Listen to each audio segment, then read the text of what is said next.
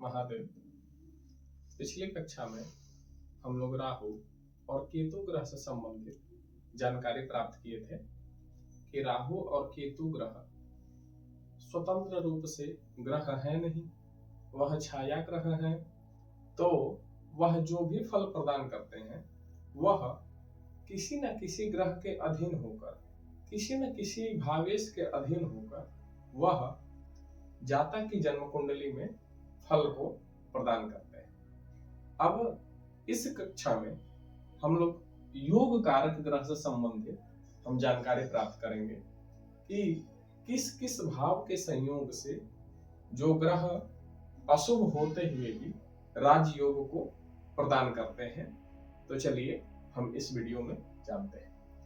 कहते हैं कि केंद्र त्रिकोण पतयः, जैसा कि हम लोग पीछे जान चुके हैं कि जो केंद्र भाव है वह 1, 4, 7 और 10, ये जो 1, 4, 7 और 10 ये जो भाव है इनको केंद्र की संख्या की दी गई है, और यह जो पंचम भाव है और नवम भाव है इनको त्रिकोण की संख्या दी गई है।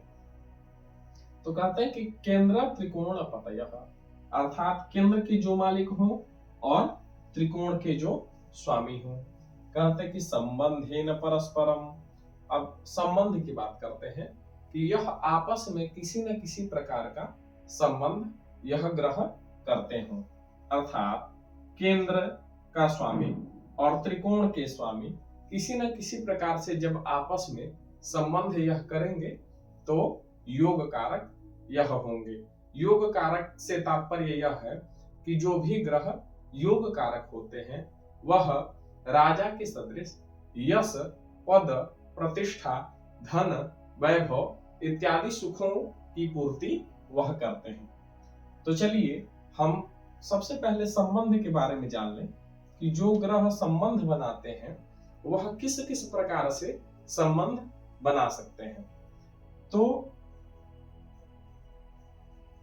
जो संबंध होते हैं वह ज्योतिष में 4 प्रकार के संबंध होते हैं। सबसे पहले युति संबंध,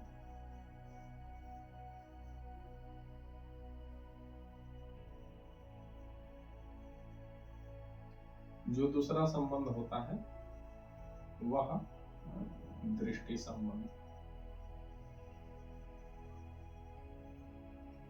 तीसरा जो संबंध है वह स्थान संबंध, और जो चौथा संबंध है वह स्थान दृष्टि संबंध।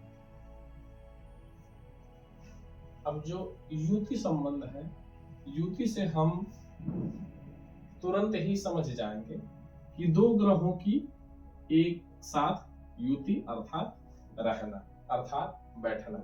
जैसे मंगल और शनि एक साथ बैठ जाए तो वह युति संबंध बना रहे। कोई भी 2 ग्रह, 3 ग्रह, 4 ग्रह, 5 ग्रह, 6 ग्रह और 7 ग्रह, यदि एक से अधिक ग्रह एक साथ विद्यमान हो जाए तो वह आपस में युति संबंध बना रहे। फिर जो दूसरा संबंध है वह दृष्टि संबंध। तो दृष्टि संबंध से हम ग्रहण करेंगे कि जैसे हम सामान्य रूप से जानते हैं कि सभी ग्रह अपने से सप्तम दृष्टि से सप्तम भाव को देखते हैं, अर्थात कोई भी ग्रह जहां भी विद्यमान हो जन्म कुंडली में वहां से वह पूर्ण दृष्टि अर्थात 7वीं दृष्टि से, जिसको समसप्तक दृष्टि भी कहते हैं, तो उस दृष्टि से प्रत्येक भाव को प्रत्येक ग्रह देखते हैं। जैसे व्यय भाव में मंगल और शनि विद्यमान है तो मंगल और शनि की अलग अलग विशेष दृष्टियां हैं, लेकिन जो सामान्य दृष्टि की बात करेंगे तो 7वीं दृष्टि यहाँ षष्ठ भाव पे पड़ेगी। यदि गुरु षष्ठ भाव में विद्यमान है तो गुरु और मंगल और शनि की, मंगल शनि की तो यहाँ पहले युति संबंध है, लेकिन मंगल और गुरु की दृष्टि संबंध है, शनि और गुरु की परस्पर दृष्टि संबंध है। तो यह दृष्टि संबंध अब पूर्ण हुआ। आगे कहते हैं कि स्थान संबंध। स्थान संबंध से तात्पर्य यह है कि जैसे यहां पे गुरु की धनु राशि है, अब धनु राशि में सूर्य विद्यमान हो जाए और धनु राशि का स्वामी बृहस्पति सूर्य के घर में, सूर्य की जो ये सिंह राशि है यहाँ पे बृहस्पति विद्यमान हो जाए, तो एक दूसरे के घर में बैठने की प्रक्रिया जो है, जो भी ग्रह एक दूसरे की राशि में विद्यमान हो जाते हैं वह स्थान संबंध आपस में बनाते हैं, इसी को स्थान संबंध कहते हैं। अब एक प्रकरण आता है कि स्थान दृष्टि संबंध। स्थान दृष्टि संबंध से हम कैसे जानेंगे कि कौन ग्रह आपस में स्थान दृष्टि संबंध बना रहा है? तो ग्रहों का आपस में स्थान दृष्टि संबंध संभव नहीं है। स्थान दृष्टि से तात्पर्य है कि जैसे मंगल यहाँ पे विद्यमान है, मंगल की चौथी, सातवीं और आठवीं यह पूर्ण दृष्टि बताई गई।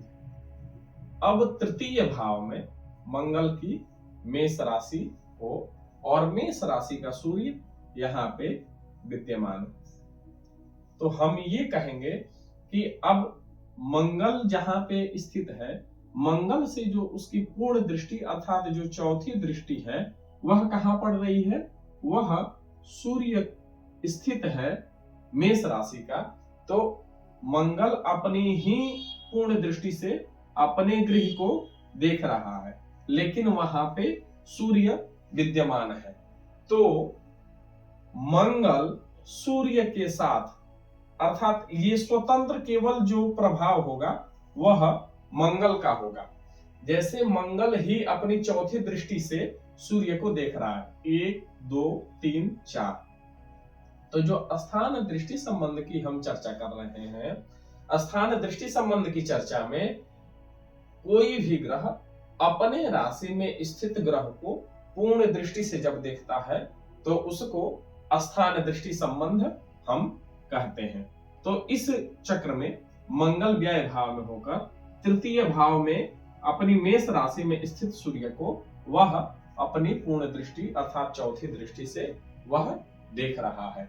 तो इस प्रकार से यह स्थान दृष्टि संबंध भी हम अब समझ लिए। फिर कहते हैं कि केंद्र त्रिकोणपतयः संबंधेन परस्परम। अब ये 4 प्रकार के संबंधों में से केंद्रेश और त्रिकोणेश अर्थात ये जो 4 भाव हैं, इनके जो स्वामी हैं, ये आपस में संबंध ये पंचमेश या नवमेश के साथ बनाए, इन चारों संबंधों में से कोई भी संबंध तो कहते हैं कि विशेष फलदायक। यह क्या होगा? विशेष फल को प्रदान करने वाला होगा। अब कैसे? तो ये विशेष फल में ये जो भी ग्रह होंगे वह योग कारक कहे जाए। योग कारक अर्थात शुभ फल को प्रदान करने वाले जो ग्रह होंगे वह योग कारक कहे जाते हैं। कहते हैं कि इतरई ही अपसक्ताश्चेत, इतरई ही अर्थात अन्य ग्रह से। अब अन्य ग्रह से ये संबंध कैसे करेंगे कि जैसे यहां से अब हम दृष्टि की चर्चा हटा लें, दृष्टि की चर्चा हम हटा लेते हैं और मान लेते हैं कि यहां गुरु और शनि का युति संबंध से, गुरु और शनि का युति संबंध से यहां पे ये योग कारक शनि और गुरु हो रहे हैं। लेकिन पीछे हम ये जान चुके हैं कि तृतीय भाव, षष्ठ भाव और एकादश भाव, यह जो 3 भाव है यह अशुभ भाव में आते हैं। तो जो योग कारक यहाँ पे ग्रह बन रहे हैं, नवमेश गुरु और दशमेश शनि, दोनों युति संबंध बना के जब ये योग कारक हो रहे हैं, तो योग कारक के साथ क्या कह रहे हैं कि इतरई ही अपसक्ताश्चेत, इतरई ही अन्य ही, जैसा कि शनि दशमेश तो है लेकिन दशमेश होने के साथ साथ अशुभ स्थान का भी यह स्वामी है। तो अशुभ स्थान के स्वामी होने के साथ साथ यह योग कारक भी है, इसलिए ये जो योग कारक का जो फल है उस फल में शनि अपनी दशा, अंतरदशा, प्रत्यंतर दशा में जो शुभ फल को प्रदान करने वाला होगा उसमें वह कमी करेगा। अर्थात गुरु और शनि की जो दशा होगी वह मिश्र फल को देने वाली होगी, कभी शुभ और कभी अशुभ फल को वह प्रदान करने वाली होगी। चलिए अब इस वीडियो में जो स्थान संबंध या युति संबंध या दृष्टि संबंध या स्थान दृष्टि संबंध की हम लोग चर्चा किए थे, अब इसको हम लोग उदाहरण सहित समझते हैं कि किस प्रकार से इसको हम कुंडली में लागू करेंगे। कुंडली में इसको किस प्रकार से लागू करेंगे वह हम इस वीडियो में चर्चा करेंगे। संबंध के बारे में तो हम लोग जान चुके हैं, लेकिन इस संबंध में हमको कितना फल की प्राप्ति होगी, यह जो संबंध चारों हैं, इन संबंधों में सबसे अत्यधिक बली कौन है और सबसे कम बली कौन है, तो यह हम लोग उदाहरण सहित जानेंगे कि दृष्टि संबंध बली है कि युति संबंध बली है कि स्थान संबंध बली है कि स्थान दृष्टि संबंध बली है। तो चलिए हम एक उदाहरण के माध्यम से समझते हैं।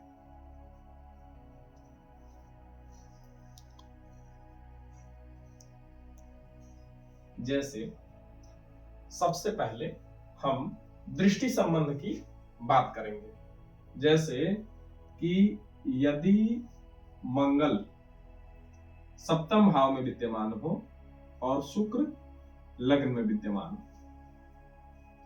तो लग्नेश मंगल सप्तम भाव में विद्यमान है और सप्तमेश शुक्र लग्न में विद्यमान है।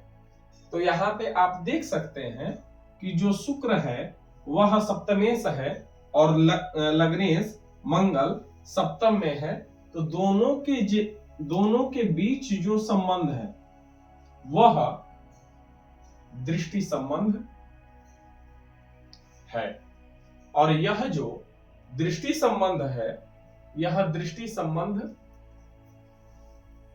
इन दोनों ग्रहों के बीच कम से अधिक की ओर जो हम संबंध की चर्चा करेंगे वह न्यूनता से वृद्धि की ओर, उसमें बलाबल का विचार करेंगे कि यह जो संबंध है वह संबंध कितना अधिक फलदायी होगा।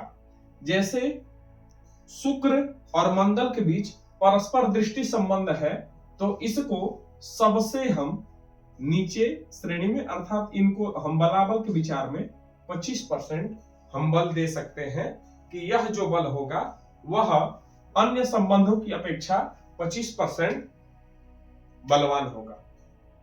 जैसा कि अब ये तो हम दृष्टि संबंध की बात कर लिए, और दृष्टि संबंध के बाद स्थान दृष्टि संबंध की जब हम चर्चा करेंगे तो स्थान दृष्टि के संबंध में, जैसे यहाँ पे शुक्र विद्यमान है, तो शुक्र विद्यमान है तो शुक्र अपनी ही राशि में स्थित मंगल को पूर्ण दृष्टि से देख रहा है। तो यहां तो समसप्तक दृष्टि एक पहला दृष्टि संबंध के हिसाब से हम देख लिए, लेकिन जब हम केवल दृष्टि संबंध की बात करेंगे तो दृष्टि संबंध में भी शुक्र की मंगल से केवल स्थान दृष्टि संबंध है, और केवल शुक्र की ही नहीं है, इसके साथ साथ मंगल की भी स्थान दृष्टि संबंध है। और जो इन दोनों ग्रहों के बीच दो संबंध स्थापित हो रहे हैं वह कौन से हैं? एक दृष्टि संबंध और एक स्थान दृष्टि संबंध।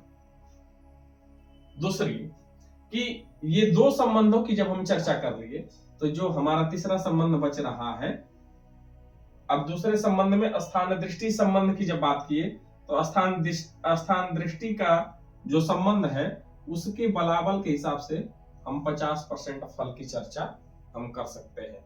इसके अनुसार हम ये मान सकते हैं कि ग्रहों के बीच यदि स्थान दृष्टि संबंध है तो वह जो फल प्रदान करेंगे वह 50% फल आपको प्रदान करेंगे।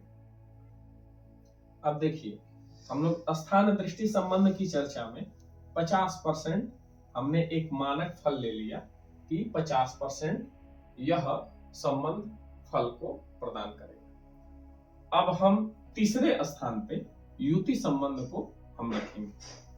अब तीसरे स्थान पे युति संबंध को रखते हैं शुक्र के साथ बुध की हम युति संबंध करते हैं। युति संबंध तृतीय स्थान पे इसलिए रखा जाता है, यह अन्य आचार्यों के मत में भी है और मैं अपने स्वबुद्ध्यानुसार इसको तृतीय स्थान पे इसलिए रखा हूं क्योंकि कई आचार्य कहते हैं कि जो ग्रह एक दूसरे के साथ युति संबंध बनाए वह सबसे अधिक प्रबल संबंध होता है। लेकिन मेरी जो बुद्धि कहती है कि जब तात्कालिक और नैसर्गिक की जब हम चर्चा करते हैं तो ग्रहों के बलाबल में तात्कालिक में जो शुक्र के साथ बुध की युति है या बुध के साथ शुक्र की जो युति है वह शत्रुता को प्रदान करने वाली है। जब दो ग्रह युति संबंध बनाए तो उसमें होता क्या है कि वह ग्रह यदि नैसर्गिक मित्र है तब तो वो शुभ फल को प्रदान करेंगे, लेकिन वो नैसर्गिक यदि शत्रु है, यदि दो ग्रह जैसे यहाँ पे शुक्र और बुध नैसर्गिक मित्र भी है तो इसलिए इनका जो युति संबंध है, जब ये नैसर्गिक रूप से ये नैसर्गिक मित्र हैं और तात्कालिक जो ग्रह जिस ग्रह के साथ युति संबंध बनाता है वह शत्रु होता है। लेकिन जब हम पंचधा मैत्री की बात करेंगे तो यही दोनों ग्रह मित्र और शत्रु मिलके आगे हो क्या जाएंगे, ये सम हो जाएंगे। तो जब सम ग्रह होगा तो यहाँ पे मित्रत्व की भावना अधिक होने के कारण जो भी समानता में जो सम फल प्रदान करेगा वह शुभ फल ही प्रदान करेगा। ऐसा हमारे विचार से यह सम और मित्र का जो संबंध है वह प्रस्फुटित है। इसी प्रकार से जब हम स्थान संबंध का बात करेंगे तो अब ये जो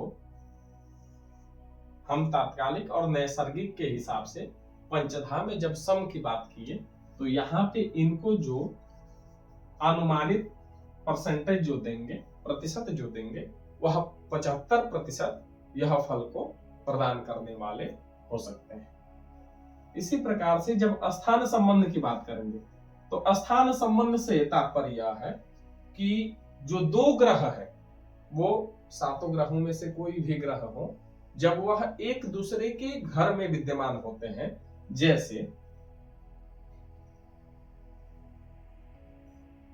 गुरु शुक्र की राशि में विद्यमान हो जाए और शुक्र गुरु की राशि में विद्यमान हो जाए, तो ये जो होगा वह स्थान संबंध होगा। क्योंकि गुरु और शुक्र का जो संबंध है वह स्थान संबंध है। नवमेश गुरु द्वितीय भाव में शुक्र के वृष राशि में विद्यमान है और द्वितीय शुक्र नवम भाव में धनु राशि का होकर नवम भाव में विद्यमान है। तो इस प्रकार से हम ये जाने कि गुरु वृष राशि का होकर विद्यमान है, अर्थात शुक्र की राशि में है, और शुक्र धनु राशि का होकर गुरु की राशि में है। तो ये जो स्थान संबंध है यह इसको हम लोग अत्यंत उत्तम श्रेणी में अर्थात 100% में इसको हम रखेंगे। और ये जो ग्रहों का बलाबल का विचार करने के लिए ये हम अपने बुद्धि के अनुसार इसको प्रतिशत में बदल लिए हैं। जैसा कि पीछे बताया गया है कि भाव में प्रबलाश्चोत्तरोत्तरम का जो क्रम है या त्रिकोण में जो प्रबलाश्चोत्तरोत्तरम का जो ये कंसेप्ट है, इसमें प्रथम स्थान पे हम दृष्टि संबंध को रखेंगे और द्वितीय स्थान पे स्थान दृष्टि संबंध को रखेंगे। इसी प्रकार से जो तृतीय स्थान पे वह हम युति संबंध को रखेंगे और चतुर्थ स्थान पे हम इसको स्थान संबंध को रखेंगे। इसमें प्रथम, द्वितीय, तृतीय और चतुर्थ स्थान ये जो है वह उत्तर उत्तर बली है। जैसा कि जो दृष्टि संबंध है वह 1 नंबर पे है, यह प्रथम स्थान पे है, यह कम बली है, इससे अधिक बली ये दूसरे नंबर का है, उससे अधिक बली यह तीसरे नंबर का जो संबंध है युति संबंध वह बली है, और सबसे अधिक बली यह स्थान संबंध है जो चतुर्थ स्थान पे विद्यमान है। अब हम राजयोग कारक ग्रह के बारे में हम चर्चा करेंगे, जो अगले वीडियो में हम देखेंगे।